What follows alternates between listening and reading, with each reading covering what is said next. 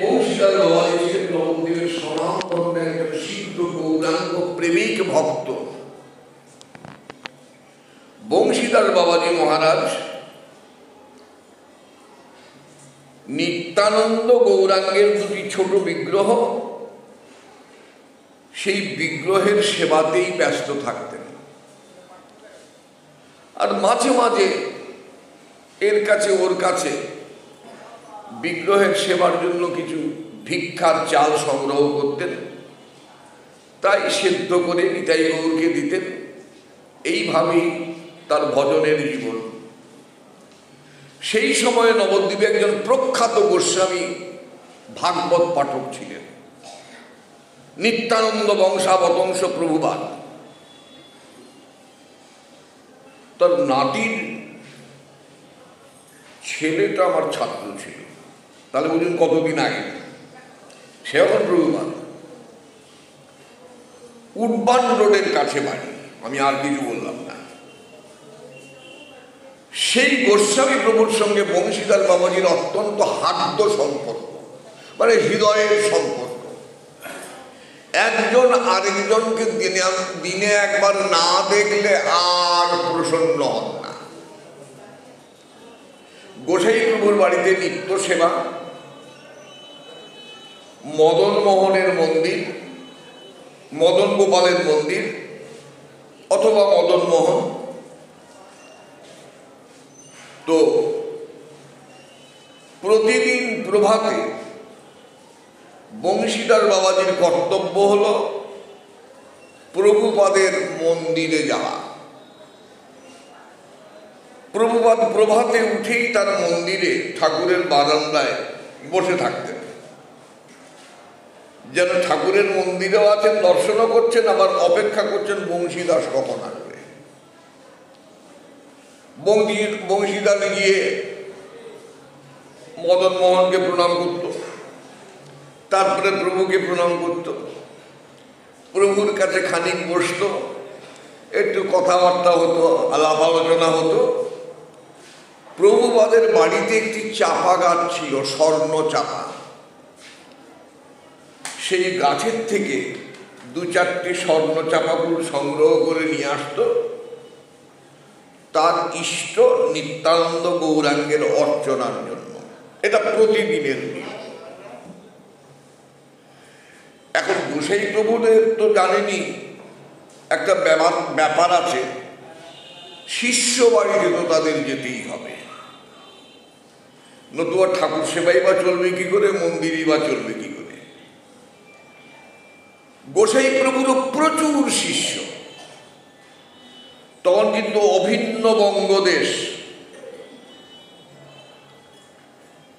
তো বাংলা তখন ভাগ হয়নি, মুক্তিযুদ্ধ নয়, ভারতও স্বাধীন হয়নি।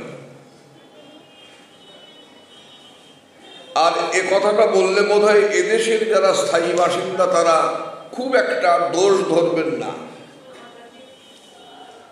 যারা পূর্ববাংলা বাঙাল, যারা বাঙালদের মধ্যে নিত্যানন্দ গৌরাঙ্গের যে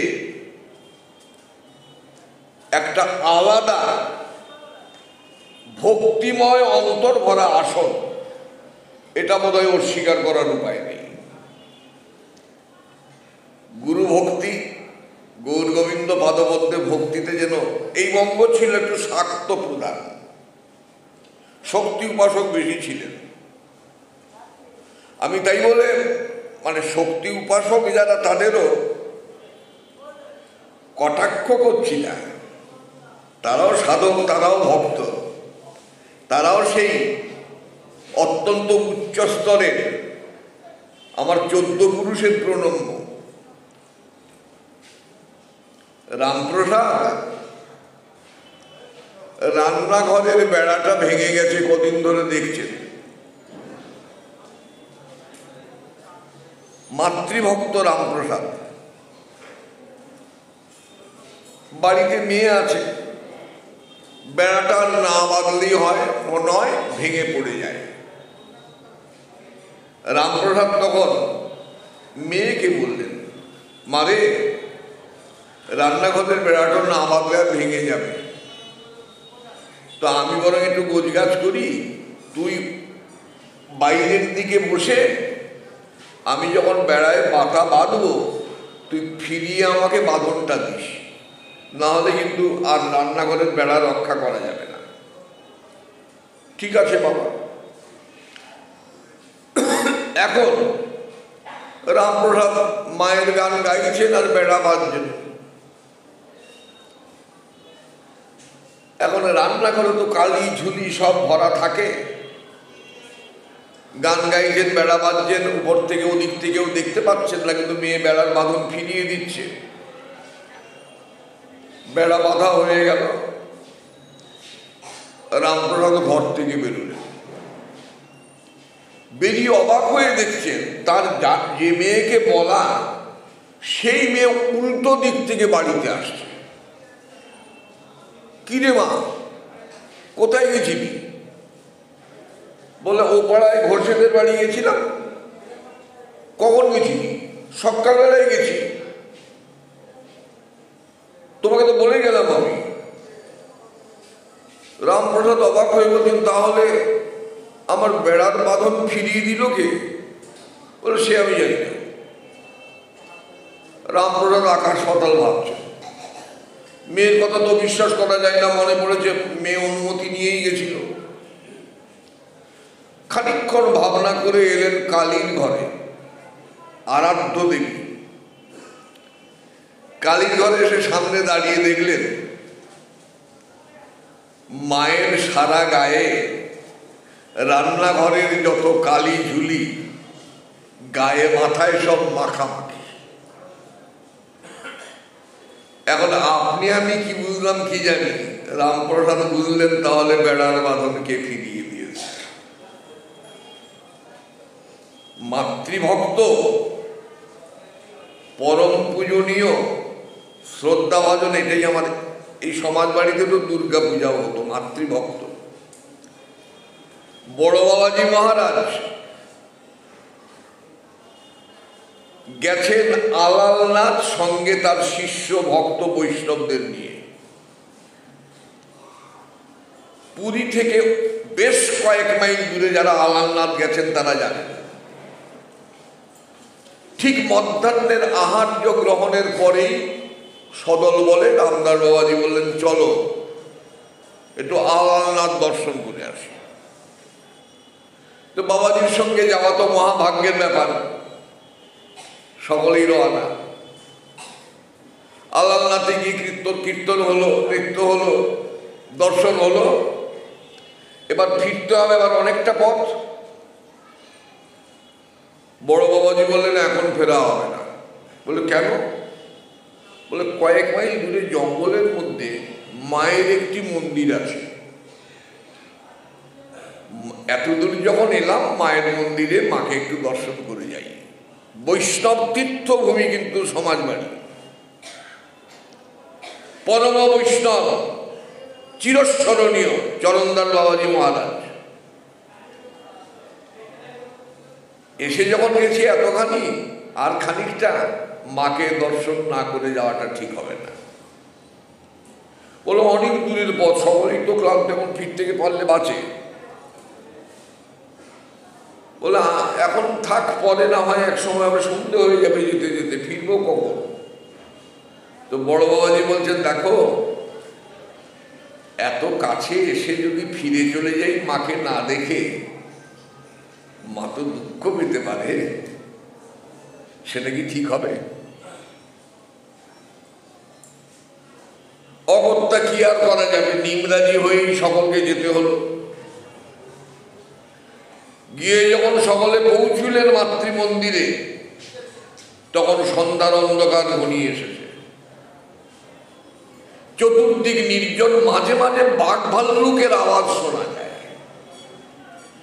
সকলেরই তো ভয়ে দুরু দুরু বক্ষ, কখন কি হয় বলা যায় না, কাকে কখন কে ধরে নিয়ে যাবে। বড় বাবাজি মহারাজ কিন্তু নিশ্চিন্ত, চলো চলো মাকে প্রণাম করি। মাকে প্রণাম করে কীর্তন নৃত্য হলো। আরো রাত হয়ে গেল। বড় বাবাজি বললেন যে আজকে রাতে আর ফেরা ঠিক নয়, আজকে রাতটা বাইরে যে মায়ের সামনে যে নাট মন্দির আছে এই নাট মন্দিরেই অতিবাহিত করতে হবে, কাল সকাল ছাড়া তো উপায় নেই। না এত দূর হেঁটে আসা, একে তো জঙ্গলে বাঘের আওয়াজ পাওয়া যাচ্ছে, তারপরে পেট ভরা খিদে, সকলেই তো এখন হতভম্ব, কিংকর্তব্য বিমূঢ়, বাবাজির ওপরে কথাও বলা যায় না। তো বাবাজি মহারাজ বুঝেছেন তোমাদের খিদে পেয়েছে বোধ হয় না, বলে সে আর বলতে, তাড়াহুড়োয় তো কোনো রকমের দুটো মুখে দিয়ে আপনার সঙ্গে এসেছি, আমরা কত করে বললাম তবুও তো আপনি মা দুঃখ পাবে, এখন তো রাতের বেলা যা আওয়াজ পাচ্ছি, আর খিদে যে কি পেয়েছি সে তো আমরা জানি।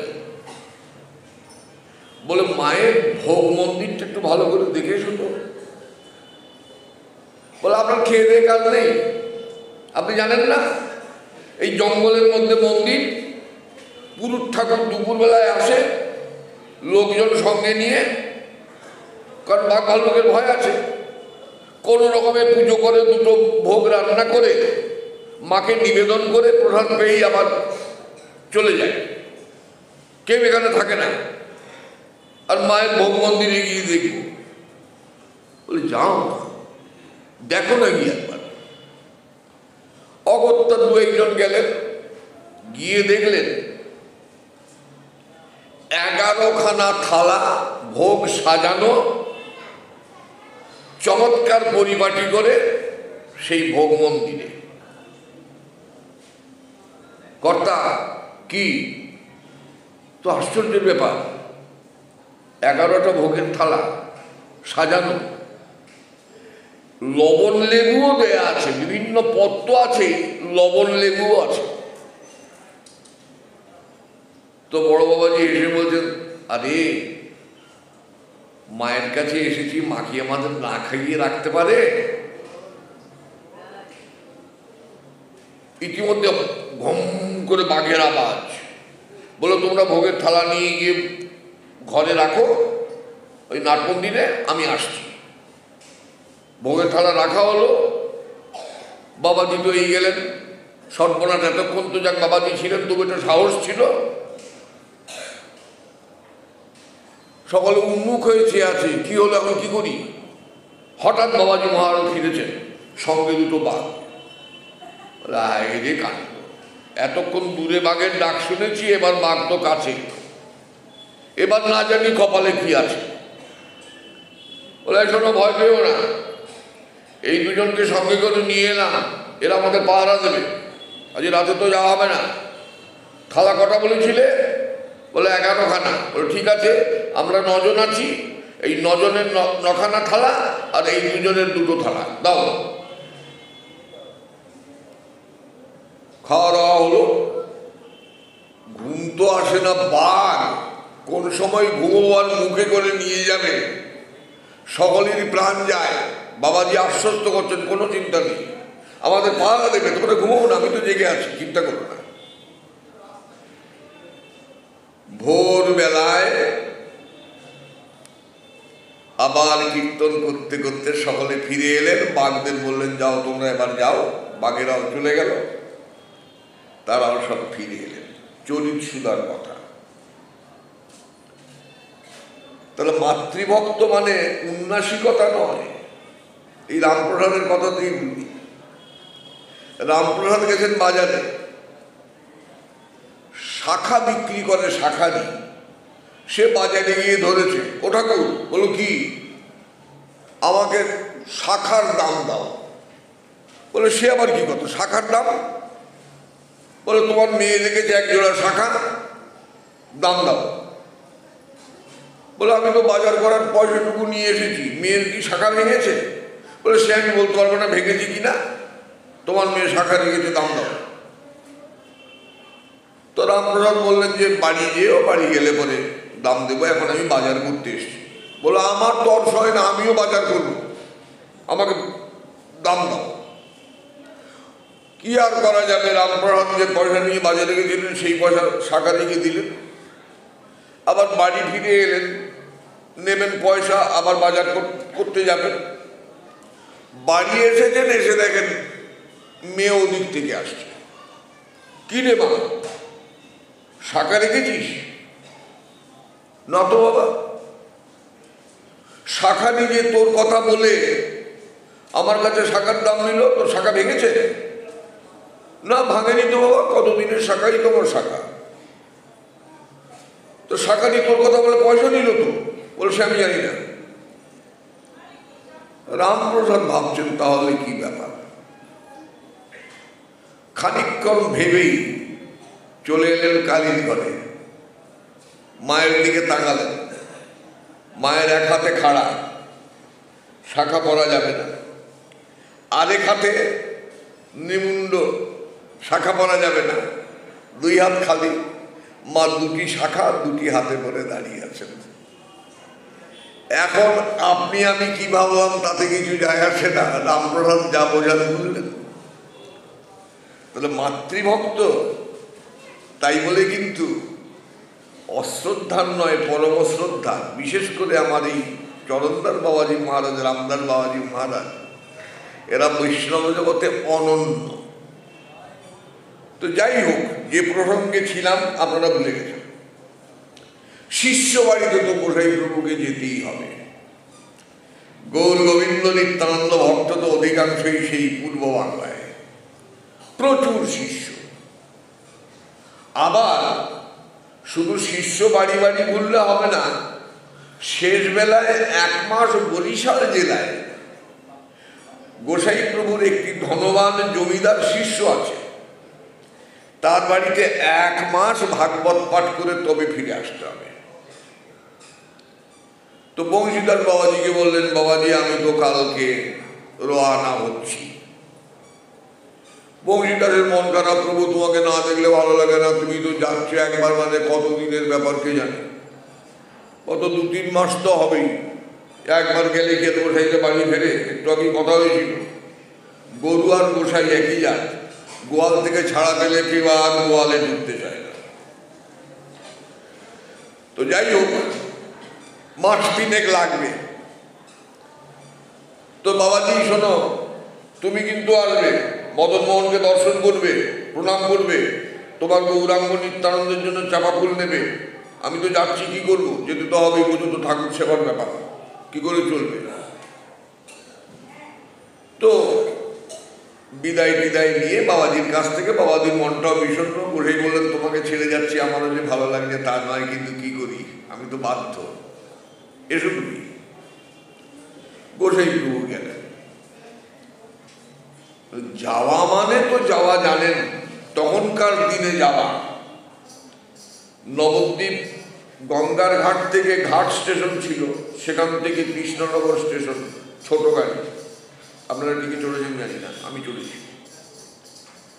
কৃষ্ণনগর থেকে তখন তো কয়লার ট্রেন, রানাঘাট, সেখান থেকে আবার ট্রেন পাল্টিয়ে গেলে, তারপরে অনেকখানি গিয়ে তারপরে আবার বালির চড়া পার হয়ে জাহাজ পার হয়ে গেল সারাদিনে। তারপরে আবার নৌকো করে যেতে হবে গোসাই প্রভুকে শিষ্য বাড়ি। গেলেন, 2-3 দিনের পথ রাস্তাতেই গেল। শিষ্য বাড়ি ঘুরে ঘুরে জমিদার বাড়িতে পাঠ করে এবার 1 মাস 3 পরে গোসাই প্রভু ফিরেছেন নবদ্বীপে। তখন তো হেলো ফোন জানিয়ে দেওয়ার উপায় ছিল না, চিঠি লেখা। আমরাই চিঠি লিখেছি, চিঠি লিখলে তো 1 মাসে এসে চিঠি হাজির হতো, কোনো সময় চিঠির পাত্তাই থাকতো না। তো গোসাই প্রভু এসেছেন নবদ্বীপে। বংশীদাস প্রতিদিন যান গোসাই প্রভুর মন্দিরে, মদন মোহনকে প্রণাম করেন, চাপা ফুল সংগ্রহ করেন, আর মনে মনে ভাবেন কবে গোসাই আসে, কতদিন দেখি না। তো একদিন গিয়ে, মাঘ মাস, প্রচন্ড শীত পড়েছে, বাবাজি মহারাজ একদিন গিয়ে মদন মোহনকে প্রণাম করেছেন। প্রণাম করে উঠে হাত জোর করে তাকাচ্ছেন, তাকাতে মনে হলো পাশে একজন কে বসে আছে। তাকিয়ে দেখেন চাদর মুড়ি দিয়ে, গরম চাদর মুড়ি দিয়ে বারান্দায় বসে আছেন গোসাই প্রভু। ছুটতে গিয়ে এখন আনন্দে অধীর লম্বা হয়ে গোসাই প্রভুর চরণে পড়েছেন বাবাজি, ও গোসাই তুমি কবে এলে? তো গোসাই প্রভু বলছেন যে কালকে রাত্রেবেলায় ফিরেছি। তো বংশীদাস, তোমার কথাই ভাবছিলাম, প্রথম বৈষ্ণব দর্শন করলাম তোমাকে, এই জন্যই বসেছিলাম। ভালো আছো তো? বলো প্রভু তুমি ছিলে না, চারদিকটাই কোনো আনন্দ নাই আমার মনে। আজকে তোমাকে দেখে আবার প্রাণ ফিরে পেলাম। বাবারে কতদিন, বলে তা 3 মাস তো হলো। এই সব কথাবার্তা হচ্ছে। হঠাৎ গোসাই প্রভু তাকিয়ে দেখেন বংশীদাস বাবাজির গায়ে একটা টুকরো কাপড় পাতলা, আর হাঁটুর ওপরে একটা টুকরো কাপড় পরনে, গায়ে আর কিচ্ছু নাই, কিন্তু নির্বিকার বংশীদাস বাবাজি আনন্দে আত্মহারা গোসাইকে পেয়ে মনের আনন্দে কথা বলছেন। গোসাই প্রভুর কিন্তু প্রচন্ড শীত লাগছে। অত যে দামি শাল গায়ে দিয়ে আছেন, মাথা ঢাকা দিয়ে, তাতেও যেন ভেতরের কাপড়ই যায় না। তো অবাক হয়ে বংশীদাস বাবাজিকে জিজ্ঞেস করেছেন গোসাই প্রভু, বংশীদাস কি শীত টিত লাগে না? এত শীত পড়েছে, কাঁপছি। না প্রভু, তোমার আশীর্বাদ, মহাপ্রভুর কৃপা, না শীত টিত কিছু বুঝি না। বলিহারি যাই বাবা, তোমরা সত্যি সিদ্ধ বৈষ্ণব মহাত্মা। আমরা গোসাই কি গোসাই, আমি এত কিছু পোশাক গরম পরে এত কেঁপে পড়ছি, আর তুই টুকরো একটা পাতলা কাপড় আর পরনে একটা হাঁটুর উপরে কাপড় পরে নিশ্চিন্তে আছো। তোমাকে দেখে তো আমার শীত আরো বেড়ে যাচ্ছে। বলে প্রভু বিশ্বাস করে আমার না শীত টিত লাগে না। বলে তোমার তো শীত লাগে না, কিন্তু আমার তো মন কেমন করে। বলে কেন? বলে শোনো, ওসব কথা রাখো, আমার ভারী ইচ্ছে, অনেকদিন পরে ফিরলাম, আনন্দ করে তোমাকে একটা জিনিস আমি দিতে চাই। তবে তোমাকে কিন্তু আগেই কথা দিতে হবে, আমি যেটি দেব তুমি কিন্তু সেটি নেবে। কথা দাও।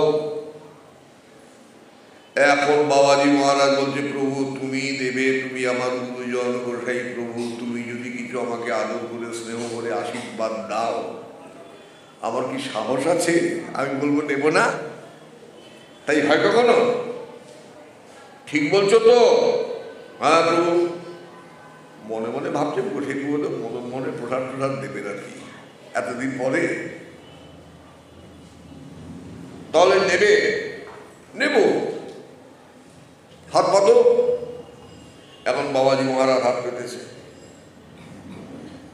দাও। আর আচমকা প্রভুপাদ পেছন দিকে হাত দিয়ে একখানা কম্বল নিয়ে বাবাজির পাতা হাতে, এই নাও। বাবাজি হক চকিয়ে গেছে, এটা কি দিবে? কেন চেনো না? কম্বল কি হবে? গায়ে দেবে।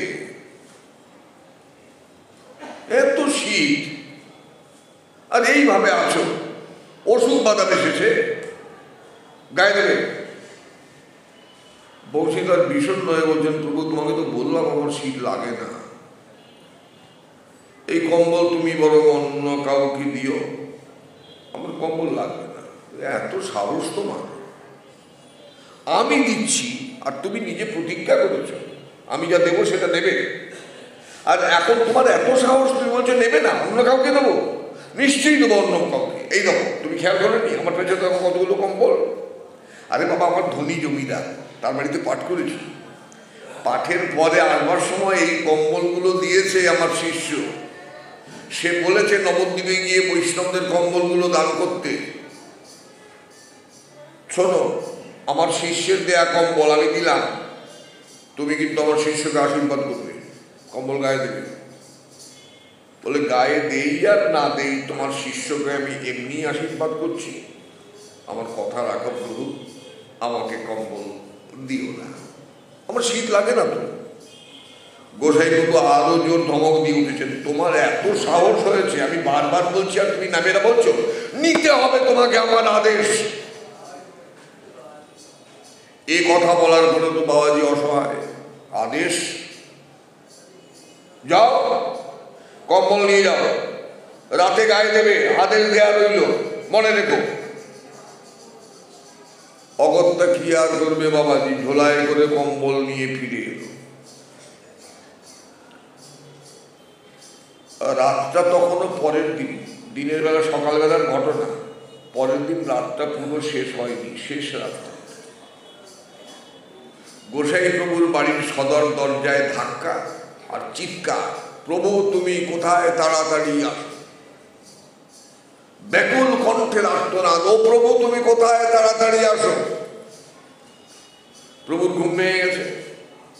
বংশীদাসের গলা, কোনো বিপদ হলো না তো? আর্তকণ্ঠে চিৎকার।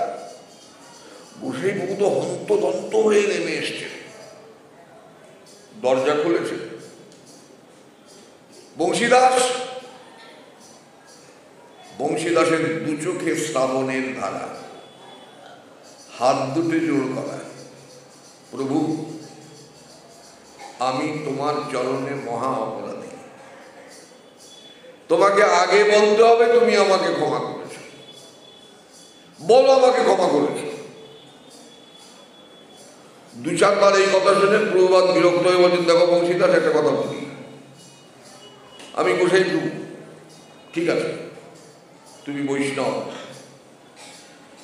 বৈষ্ণবের মহিমা কিন্তু কম নয়, আমি হতে পারি গোসাই প্রভু, কিন্তু তুমি শ্রদ্ধা করো আমাকে, ভক্তি করো, প্রণাম করো, আমি হয়তো সেটা গ্রহণ করি তাই বলে ভেবো না আমার থেকে তোমার দাম কিছু কম আছে, বরং আমি মনে প্রাণে জানি আমার দাম তোমার থেকে অনেক বেশি, তুমি সর্বত্যাগ।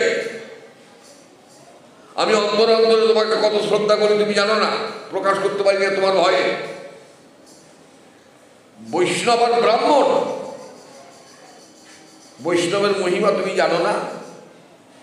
নরোত্তম ঠাকুর বলছেন, ঠাকুর বৈষ্ণব পদ অবনীর সুসম্পদ শূন্য ভারী হইয়া এক মন, আশ্রয় লইয়া ভজে তাদের কৃষ্ণ নাহিত যে আজ সব মনে অকারণ।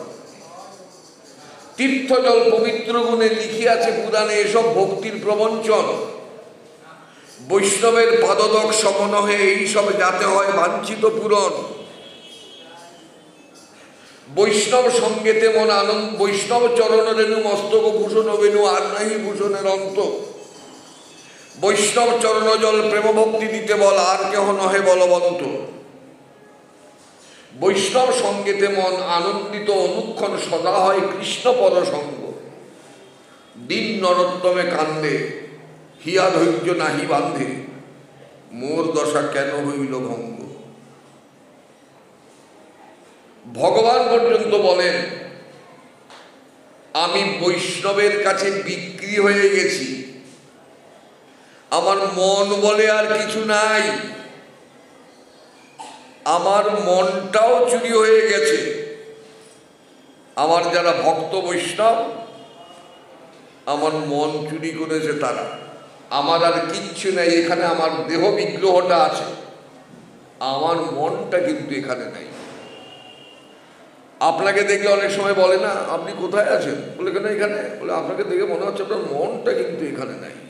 বলে 3 মাস ধরে ছেলেটার খবর পাই না, দিন রাত খালি তার কথাটাই মনে পড়ে, মনটা তো ওখানেই। তো মন কিন্তু যায়, আটকানো যায় না। গীতায় গোবিন্দের কথা আছে, চঞ্চলং হি মনকৃষ্ণ প্রমাথি বলবদ্রিণম তৎসাহং নিগ্রহ মন্যে বায়ুরিব সুদুষ্কর। আমি যত বড় মহাবীরী হই না কেন, আমি তীর পরিত্যাগ করে নিক্ষেপ করে হয়তো বায়ুর গতি রুদ্ধ করে দিতে পারব। বায়ু তো সর্বত্র প্রবাহিত, সর্বক্ষণ সর্বত্র প্রবাহিত। সেই বায়ুর গতি হয়তো আমি তীর নিক্ষেপের মাধ্যমে রুদ্ধ করে দিতে পারি, কিন্তু আমার মনকে আটকানোর সামর্থ্য আমার নাই। চঞ্চলঙ্গি মন কৃষ্ণ প্রমাথি বলবদ্রিণম তৎসাহং নিগ্রহ মন্যে বায়ুরিব সুদুষ্কর। সেই বৈষ্ণব গোসাই প্রভু বলছেন, তুমি সেই বৈষ্ণব, বৈষ্ণব কুল প্রদীপ, তুমি আমাকে বারংবার বলছো করজোড়ে তোমাকে ক্ষমা করতে, তোমাকে অপরাধ মার্জনা করে দিতে। আমার কি নরকের ভয় নাই? আমার কি পাপের ভয় নাই? তুমি আমাকে নরকে নিতে চাও? এইটুকু আমার তোমার আমার প্রতি শ্রদ্ধা। কি বলছো এসব পাগলের মতো? ক্ষমা করতে হবে, অপরাধ ক্ষমা করে দাও। ও প্রভু, আমি তোমার চরণে মহা অপরাধী, তুমি ক্ষমা না করলে আমার মুক্তি নাই। তুমি আগে বলো আমাকে ক্ষমা করেছ। একই কথা। বাধ্য হয়ে চোখের জল আর সকরুণ মিনতি, কিছুতেই যখন আর বংশীদাস তার কথা থেকে নড়ে না, তোর নিতান্ত বাধ্য হয়ে প্রভুপাদকে বলতে হলো, বাদ যাও, যাও, ঠিক আছে, ক্ষমা করেছি। বাবাজির চোখের জল মুছে বলছে, সত্যি ক্ষমা করেছ? বললাম তো ক্ষমা করেছি। প্রভু রাগ করে বলছেন, বললাম তো ক্ষমা করেছি, কতবার শুনতে চাও? ঠিক আছে, ক্ষমা করেছি। একটু মৃদু হাসি মুখে বাবাজির ঝোলা থেকে কম্বলটা বের করলো, করে, প্রভু কম্বলটা তবে ফেরত নাও। এবার প্রভুপাদের চোখে জলের ধারা। বংশীদাস, এই সামান্য জিনিসটাও তোমাকে দেওয়ার অধিকার আমার নাই। আমি কত আদর করে, এত শীত, এত আদর করে তোমাকে কম্বলটা দিলাম, রাতটাও গেল না, বললাম গায়ে দিও, গায়েও দিলে না, সকাল হয়নি, এখন ফেরত দিতে এসছো। এটুকু দেওয়ার অধিকার আমার নেই? আমি এতই দিনহীন তোমার কাছে, এটুকু আমি দাবি করতে পারি না? কাঁদতেন প্রভু। বংশীধর হাও হাও করে কেঁদে বলছে, প্রভু এরকম করে বলো না, এরকম বলো না। তো বলবো না কি বলবো? এই সামান্য কম্বল দিয়েছিলাম ভালোবেসে, সেটাও তুমি রাতটুকু কাটালে না, নিয়ে এলে ফেরত দিতে। কি বলবো আমি? বলে, প্রভু আমি সত্যি বলছি, আমি কিন্তু তোমার আদেশ অমান্য করতে পারিনি। আমি তোমার কম্বলটা সন্ধ্যের পরে গায়ে দিয়েছিলাম। গায়ে দিয়েছিলে? হ্যাঁ, দিয়েছিলাম। তো দিয়ে যখন ছিলে তখন ফেরত নিয়ে এলে কেন? বলে, বিচারের দায়িত্ব তোমার উপরে দিলাম, তুমি বিচার করো। কি বিচার? বলে, তোমার আদেশ অমান্য করতে পারিনি, কম্বল আমি গায়ে দিয়েছিলাম সন্ধ্যার পরেই, বড্ড আরাম লেগেছিল, এত আরাম, একটু গৌর হরিকে স্মরণ করছিলাম, এত আরাম আমাকে পেয়ে বসলো, গৌরাঙ্গ স্মরণ করে করে কখন দু চোখে ঘুম এসে গেল, এমন আনন্দের আরামের ঘুম গেল, আমি সারা রাত কোন দিকে গেল বুঝতেও পারলাম না। আর জানো প্রভু, আমি সারাটি রাত একবার আমার গৌর হরিকে স্বপ্নেও দেখতে পাইনি। তো বলো তো প্রভু, যে কম্বল গায়ে দিলে পরে গৌরাঙ্গ মহাপ্রভুকে স্বপ্নেও দেখা যায় না, সেই কম্বল রাখা যায়? বিচার তোমার, বলো, বিচার করো। অপরাধী হলে শাস্তি দাও। আমার জীবনে গৌর, মরণে গৌর, গৌর নয়ন তারা, আমার শয়নে গৌর, স্বপনে গৌর, গৌর গলার হারা, হিয়ার মাথায় গৌরাঙ্গ রাখি বিরলে বসিয়া রব, মনের সুখেতে সে প্রাণ বধূরে নয়নে নয়নে তব, সখী কহ না গৌর কথা, গৌর নাম মিয়া ধাম প্রীতি পুরতি দাতা, গৌর বিহনে না দিয়ে পরাণে গৌর করিলাম সার, ভাবিয়া দেখিল গোরা চাঁদ বিনু জুড়াতে নাহি গোয়ার, গৌর ভকতি গৌর মুকুতি গৌর মুখের হাসি, গৌর গমন গৌর গঠন হৃদয়ে রহিল পশি, গৌর শব্দ গৌর সম্পদ যাহার হৃদয়ে জাগে, দাস নরহরি অনুগত তারি চরণে শরণ মাগে। এবার বোঝা গেল, প্রচন্ড ক্ষুধার্ত ব্যক্তি পায়ে ধরে, তোমাদের পায়ে পড়ি, আমাকে একটু বলো না আমি কি করে গৌর পাবো? তোমাদের সকলকে অনুরোধ করো জোরে, আমাকে বলো না আমি কি নিত্যানন্দের কৃপা পাবো? তোমরা একটু আশীর্বাদ করো, একটু পায়ের ধুলো দাও, একটু আশীর্বাদ করো আমার জন্য গৌর গোবিন্দ পাদ মধ্যে একটু ভক্তি লাভ হয়। ভক্তি বলে বোঝানো যাবে না, যদি কোনো ভাগ্যে ভক্ত দর্শন হয় তবে আপনি হয়তো বুঝবেন ভক্তিটা কি। সেই ভক্তি যথার্থ উপার্জন করেছিলেন বলেই আমার মহাপ্রভুর প্রিয়জন অন্তিম সময়ে মহাপ্রভুর কাছে আমাদের সকলের কলিজীবের শিক্ষার জন্য আমরাও যাতে বুঝি, হাড়ে হাড়ে যাতে বুঝি, জন্মে কখনো না বুঝি যতদিন জীবন আছে। নাহলে মহাপ্রভুর মনের কথা হরিদাস জানতেন, আর হরিদাসের মনের কথাও মহাপ্রভু জানতেন। প্রকাশ্যে বলার কোনো প্রয়োজনই ছিল না। তাহলে প্রকাশ্যে বলার প্রয়োজন হলো কেন? সাধুনাং দীনবৎসলা, আমরা তো দীনহীন অভাজন, আমাদের প্রতি তো স্নেহ আছে সাধু বৈষ্ণবের। সেই স্নেহে আমাদের যাতে পরম মঙ্গল লাভের ক্ষেত্রে কোনো প্রকার প্রতিবন্ধকতা না আসে, সেই জন্য প্রতিবন্ধকতা কি বলুন তো? শ্রী গোবিন্দ গীতায় বলেছিলেন টুক করে একটা কথা, অন্তকালে জমামেব শরণমুক্ত কলে বরং জপ্রয়াতি সমদ্ভাবং জাতি নাস্তত্র সংশয়। অর্জুন, সারা জীবন পারুক আর না পারুক, অন্তত যাবার বেলায় যদি আমার নাম জিহ্বায় উচ্চারণ করে আমাকে স্মরণ করে যায়, আমি কিন্তু দুহাত বাড়িয়ে তাকে সাগ্রহে আমার পাদপদ্মে আশ্রয় দিয়ে থাকা। এখন আপনার পোড়া কপাল, আমার পোড়া কপাল, আপনি যাবার বেলায় শ্রীহরি পাদপদ্ম স্মরণ করে শ্রীহরিকে স্মরণ করে যাবেন। এই যে আপনার মাই আইসে জল দিতেছে, খা করেন, আপনি মুমূর্ষ। আর এই যে বড় গোলার নাতি আইসে, তো দিতে জল দে, থাকবারে জল দে। এই যে মেজো জামাই আইসে জল দিতেছে, নেন জল নেন। তো যাওয়ার সময় জামাই নাতি পোলা শুনে শুনেই আপনার জয় নিতে। আপনি যে গোবিন্দ গোবিন্দ গৌর গৌর বলে বলে যাবেন, সেই সুযোগটাও নেই। আর যদি বড় লোক হয়, আপনার আত্মীয় পরিজন তাহলে নার্সিংহোমে নিয়ে রেখে দেবে। তারপরে যায় একবার আধবার খোঁজ খবর করে, পরের দিন যখন গেল বললো যে রাত্রিবেলা বোধহয় দিনটা টেন্ডা হবে, অক্সিজেন নাকি ছিল বোধহয়, এরকমই একটা 35-36 উড়িত চলে গেছে। কত সহজ ব্যবস্থা করেছিলেন গোবিন্দ, যাবার বেলায় অন্তত আমাকে একবার ডেকে আমাকে স্মরণ করে দিও, সেই সুযোগটাও রইল না কলিজীবের।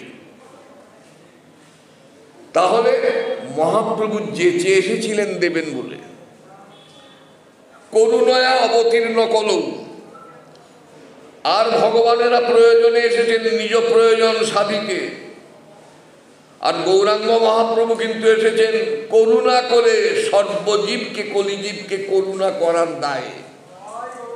তফাৎ আছে, নতুবা আমাকে কেউ আস্ত রাখতো না। আমি সজোরে যখন বলতাম অবতার সাদ গোরা অবতার, কেন না চিনিলি তারে। আরো অনেক অবতারের আছেন ভক্তজন, তারা বলতেন এসব কি কথা বলছেন মশাই, বাড়াবাড়ি।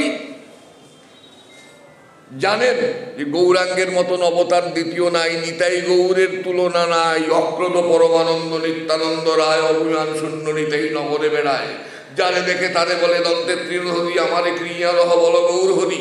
এত বলি দয়াল নিতাই ঘুমে গড়ি যায়, সুবর্ণ পদ্মর যেন তুলাতে লুটায়। হেন নিতাই পদে যার রতিনা জন্মিল, লোচন বলে সেই জীব এলো আর গেল। যদি না চাইলেও দেবে বলে এসে থাকে, চাইলে দেবে না তা কি কখনো হয়? যে ঠাকুর এসেছে আপনি চাইলেন না, তবু আপনাকে দাঁড়ে দাঁড়ে গিয়ে গিয়ে যেচে যেচে দেবে। সেই ঠাকুর কাছে চাইলে পরে আপনি যে বিফল হবেন সেরকম কোনো সম্ভাবনা তো নাই। এটা জানতেন ঠাকুর হরিদাস। তাই আমাদের শেখাবার জন্য মহাপ্রভুর সামনে নিজের বাসনা, আমাদের সকলের যদি এই বাসনা হয়, আশা করে নিজের বাসনা প্রকাশ্যে বলেছিলেন, এই নিবেদন মোর শোনো দয়াময়, যদি কৃপা করো তবে পূর্ণ হয়। আমি হৃদয়ে ধরিমু তোমার যুগল চরণ, আমি নয়নে হেরিমু তোমার চাঁদ বদন, জিহ্বায় উচ্চারিমু তব কৃষ্ণ চৈতন্য নাম, এই মতো ইচ্ছা মোর ছাড়িমু পরাণ।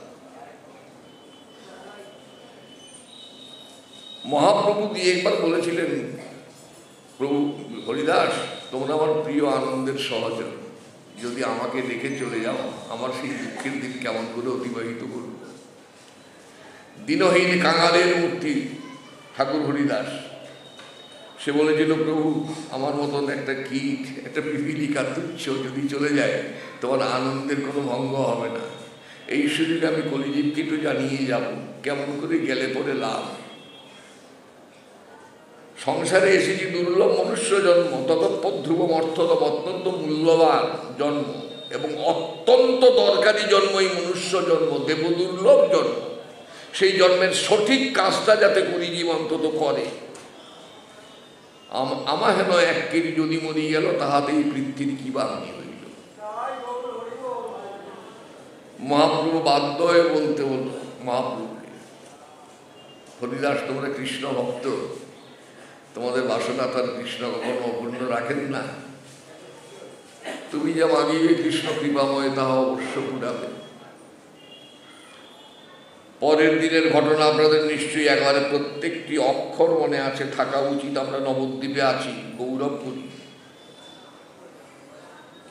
14 পুরুষের আশীর্বাদ নবদ্বীপে আছি। আমার স্বজন পরিজন, স্ত্রী পুত্র কন্যা সকলেই কিন্তু বাইরে থাকেন, আর আমি ছুটতে ছুটতে চলে আসি নবদ্বীপে এই বয়সে। কত জন্মের ভাগ্য। হরিদাস, পরের দিনের ঘটনা, বক্রেশ্বর পণ্ডিত, মুকুন্দ ইত্যাদি সব আছেন, হরিনাম সংকীর্তন হচ্ছে। হরিদাস শুয়ে আছে, মহাপ্রভু গেছেন। হরিদাস নিজাগ্রেতে প্রভুরে বসাইল, নিজ নেত্র দুই ভৃঙ্গ গৌর মুখমধ্যে দিল, সহৃদয়ে আনি ধরিল প্রভুর চরণ, সর্বভক্তের পদরেল মস্তকে ভূষণ। শ্রীকৃষ্ণ চৈতন্য শব্দ করে বারবার, প্রভু মুখ মাধুরী পিয়ে নেত্রে জলধার। শ্রীকৃষ্ণ চৈতন্য শব্দ করি উচ্চারণ, নামের সহিত প্রাণ বইলা নিষ্ক্রাম।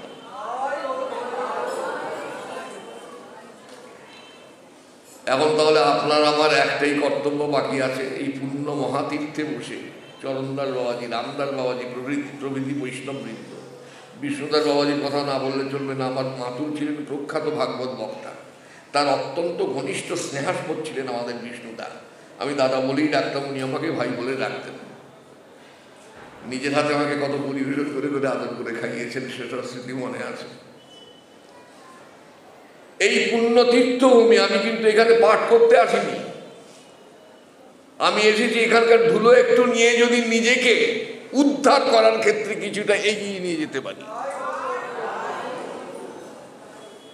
তার একটাই কর্তব্য, হরিদাসকে স্মরণ করে তেমন করে আমরাও যদি একটু ব্যাকুল হই, খানিক করছে ছেলের জন্য বেকুল হই, মেয়ের জন্য বেকুল হই, নাতির জন্য বেকুল হই, স্ত্রীর জন্য বেকুল হই, স্বামীর জন্য বেকুল তো হই, আমাদের স্বভাব তো আছে বেকুল হওয়া, আকুল হওয়া।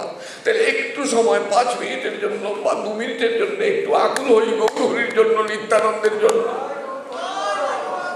আর সেই আকুলতা নিয়ে গৌরাঙ্গ মহাপ্রভুকে বলি, আপনাদের জানা কথাই আবার, এছাড়া আমার আর কোনো কথা মনে আসে না।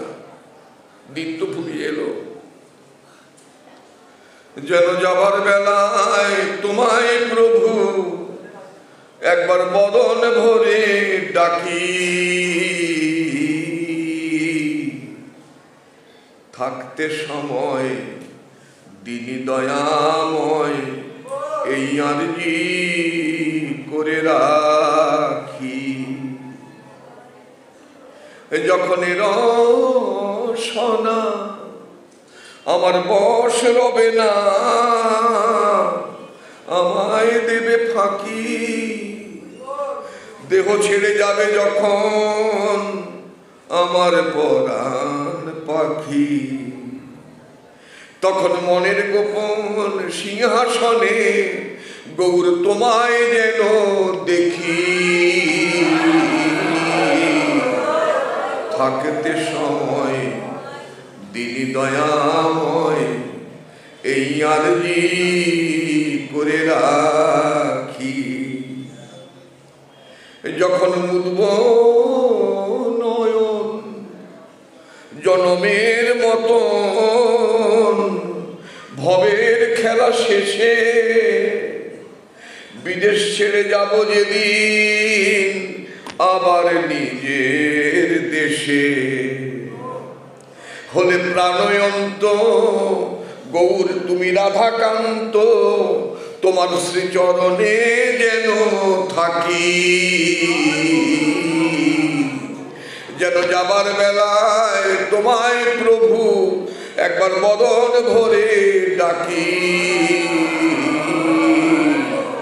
থাকতে সময় দিন দয়াময় এই আরজি করে রাখি। মহাপ্রভু এসেছেন, না চাইলেই দেবেন, চাইলে নিশ্চয়ই মহাপ্রভু আমাদের প্রার্থনা পূর্ণ না করে পারবেন না। জয় গৌর হরি, জয় নিতাই, জয় গৌর, জয় নিতাই, জয় গৌর। শ্রী গুরু বৈষ্ণব প্রেমানন্দ নিতাই গৌর সীতানাথ হরি হরি বলো। শ্রী গুরু বৈষ্ণব প্রেমানন্দ নিতাই গৌর সীতানাথ হরি হরি বলো। শ্রী গুরু বৈষ্ণব প্রেমানন্দ নিতাই গৌর সীতানাথ হরি হরি বলো।